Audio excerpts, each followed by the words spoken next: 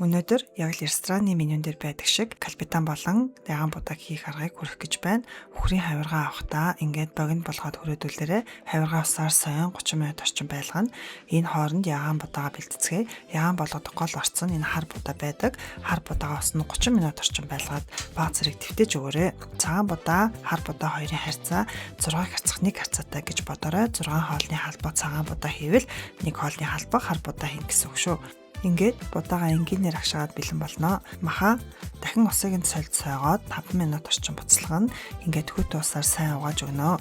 Яад ингээд сойгоод буцалгаад байна вэ гэхээр капитан хийх гол арга маань махны цус нэтгэлийг нь салгаж тунгалаг шүлэг гаргах явдал байдаг. Шүлгийнхээ орцонд ус, цагаан ловон, сонгин, бүдүүн ногоон сонгин, цагаангаа, сармис, давас, дашита зэрэг орцуудыг хийж өгнө. Дашита яагаад хийж байгаа вэ гэхээр амтыг нь илүү гүн амтлаг болгож өгдөг. Дашита гадуур ойрог хөлөх гэж зарагддаг болохоор ардаа EMC гэсэн наалтайг нь сонгорой.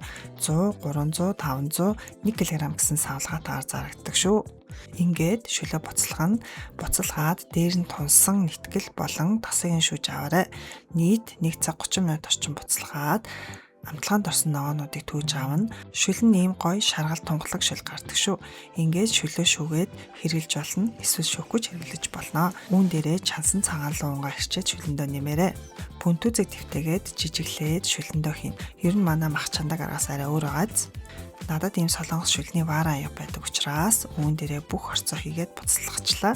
За ингээд хамгийн сүүлд нь ногоон сонгиноор чимэглээд бэлэн болно. Бичлэг маань таалагдвал лайк болон шеэр дарахаа мартаоцай. Дараагийн бичлэгээр уулзтлаа баяртай.